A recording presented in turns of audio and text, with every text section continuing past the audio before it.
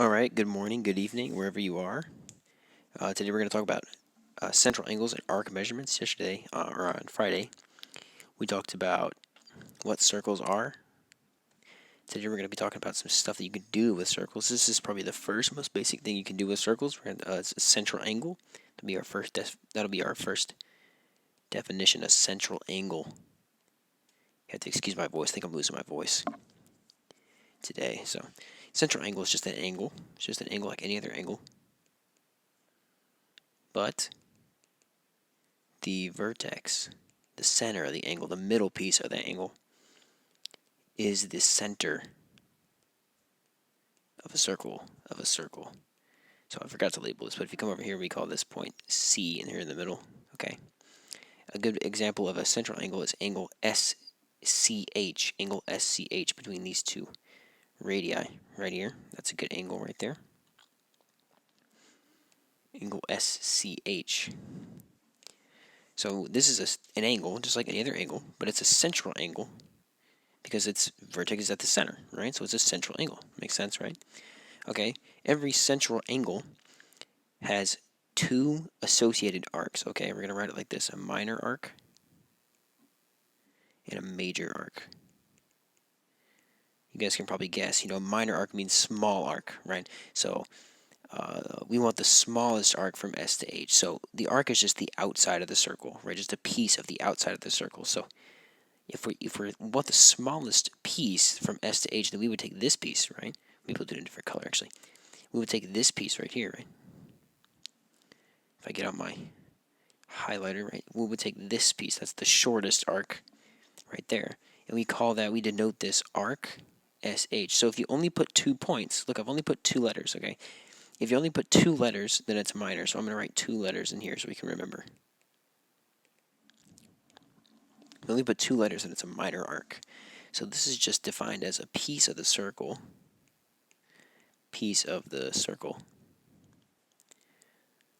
Less than 180 degrees, right? Less than 180 degrees. So we treat it kind of like rounding, right? If it's less than half the circle, then it's a minor arc. If it's more than half the circle, then it's a major arc. If it's more than a semicircle, right? So let me write this in parentheses. This is really just a semicircle. You guys see how this forms a piece of the circle whenever we talk about the arc. But this is a minor arc because it's a small piece, right? Whereas this SH guy, he still has another arc we can talk about, and maybe I'll do it in a new color. Here's a new arc we can talk about. This arc SRH. I used 3 points there. You guys see that? 3 points. Let me move it out. This color. Okay. If I go this way around the circle, this is the same points, right? I'm still saying arc SH, but in the middle, I have to specify a third point so that the reader knows I'm taking the long way around. So I'll go SRH. I'm going all the way around, right? This is a major arc. It's a piece of the circle.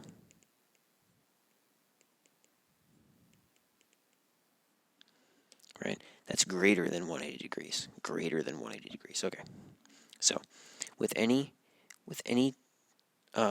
pair of points, there are 2 arcs. There are 2 arcs associated with each pair of points on the circle. This is what we were talking about here.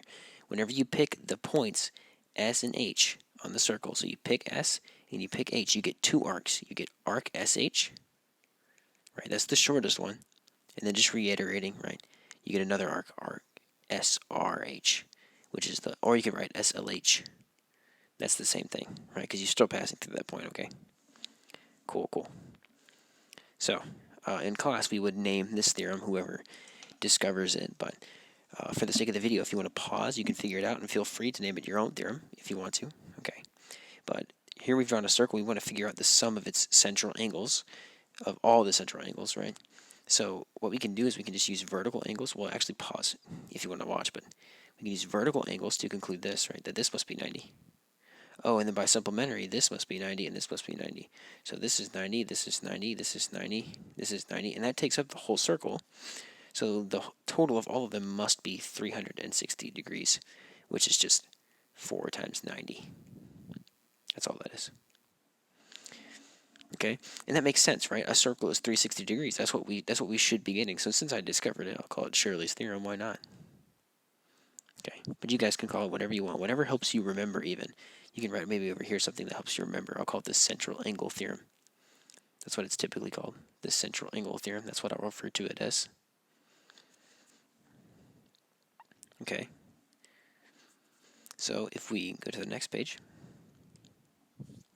we have another theorem. We have a lot of theorems in circles, but second theorem of today. We're almost done. Arcs are congruent if and only if. What do you guys think? Pause here if you want to try and figure it out, but it's pretty straightforward.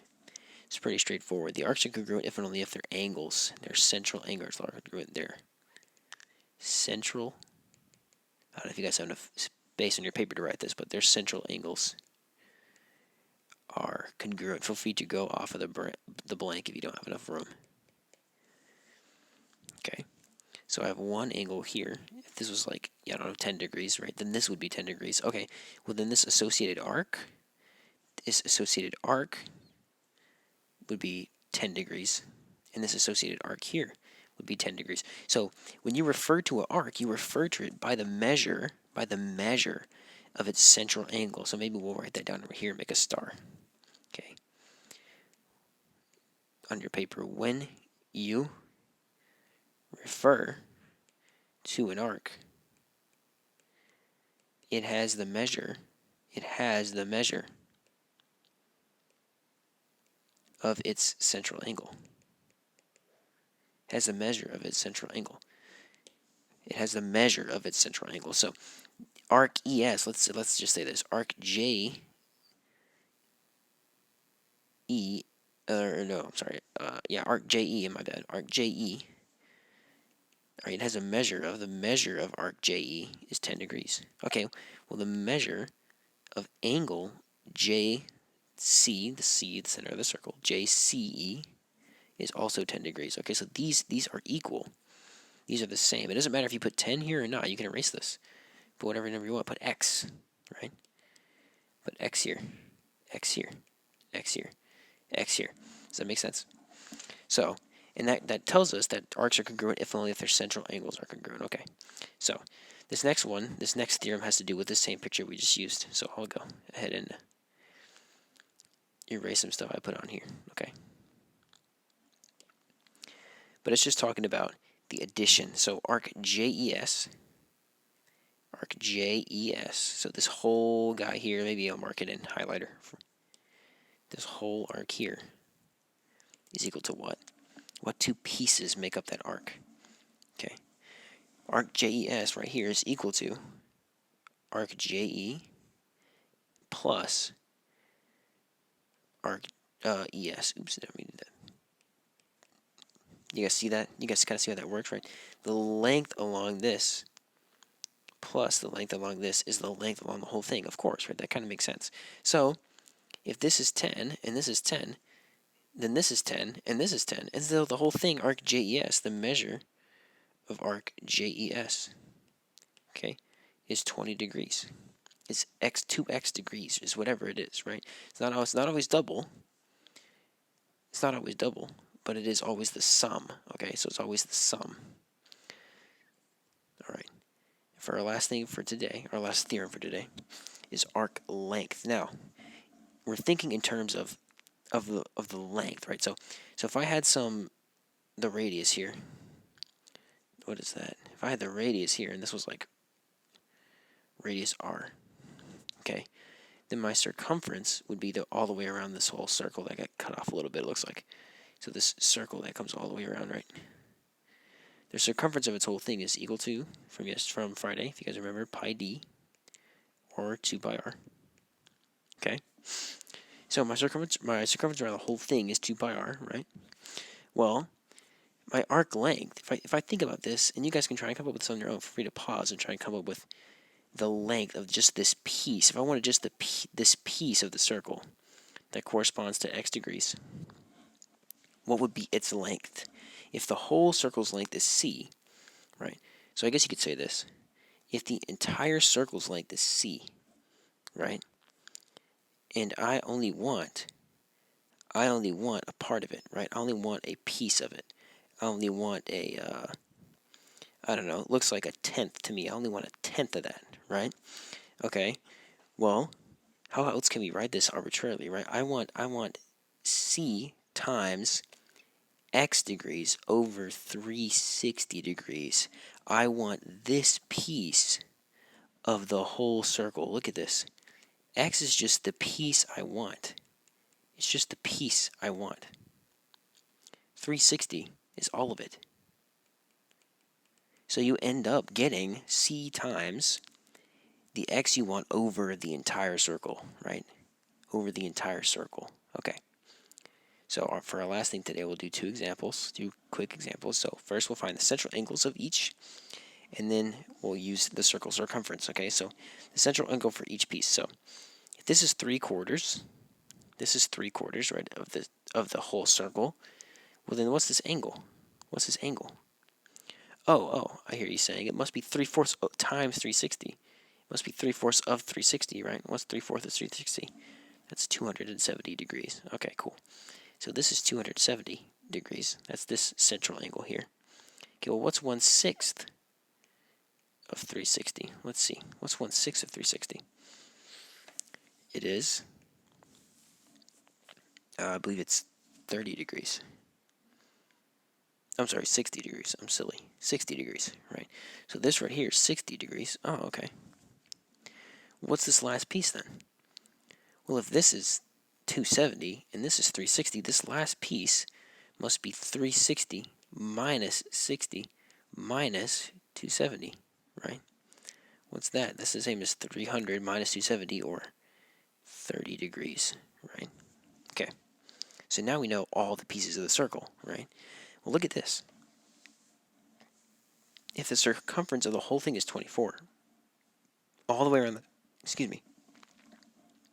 all the way around the circle is 34, or 24, then I want 3/4 of that, right? Because if this angle corresponds to this big piece, maybe I'll come in here in blue, right? If this angle corresponds to this whole piece of the circle, this whole thing of the circle, okay?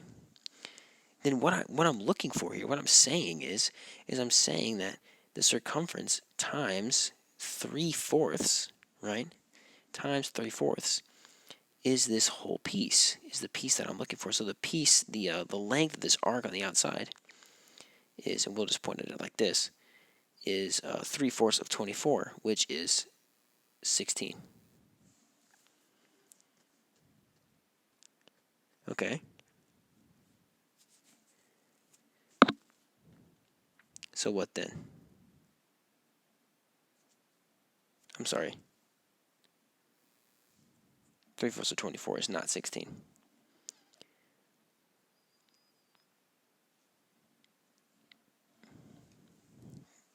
Three-fourths of 24 should be, let's see, should be 18. Yes, sorry. Okay, so this should be 18. This whole piece here, right? Okay, and that's just because this says 3/4, all right? But Mr. Shirley, I hear you saying, didn't our formula say degrees? Oh, let's try it that way. Let's try it that way. 3 times 270 out of 360. You'll notice this is just 3/4. Excuse me, what does that say? This is just 3/4. All right, and so we end up with exactly 18 again. Same exact thing, right? Okay, same thing for all these pieces. We do the exact same process. Okay, moving on to this one. This is our last one for today. How can we solve for x here? You guys think about that. Try it on your own. I encourage you to pause the video. Try it on your own first, okay? So if you come back, what we're looking for, right, is we know this piece, right? Excuse me, this piece right here. Look at this. What is special about this guy? He's a diameter, right? Oh, that means this whole piece in blue here is a semicircle, right? According to our definitions we did on Friday. Okay? So if this is a semicircle has a measure of 180 degrees, right?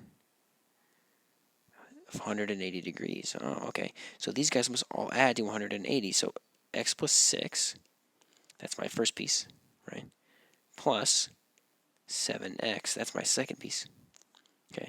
plus 2x, I'll put this in parentheses to make it extra clear, 2x plus 14 is equal to 180 degrees. So the measure of this whole arc is 180 degrees. Okay, well those arcs must add up from our theorem earlier, right? So now we just add like terms. Maybe I'll do some colors to help us out. We have a couple of x's, okay, and then some constants. So we're going to add our constants to our constants, and we will get in yellow 6 plus 14, that's 20. Okay, just adding all these guys up. And then x plus 7x plus 2x. This is really a 1 here, hiding in here, right? So we'll write it like that. X plus 7x plus 2x, that's going to be 10x total, right? So 10 x's total. And we just carry this side back with us. We'll get equals 180, right? So now we just solve for x accordingly. So 10x is equal to, and I'm just subtracting 20 from both sides. I'll get 160. And so x must be 16. Okay. So that makes sense, right? That makes sense. And if you plug this back in, you'll find, right, you'll find the measure of each of these pieces, how big each of these pieces is, and their sum will be 180. All right, so that's it for today. I encourage you to work on your assignment. It shouldn't take you that long if this all makes sense to you. If it doesn't, maybe rewatch the video. Mr. Smith also has a video he made himself, so if you don't like mine, you can watch his too. He covers the exact same thing. Okay, and we will be back tomorrow and work again. Okay, so you guys have a good day.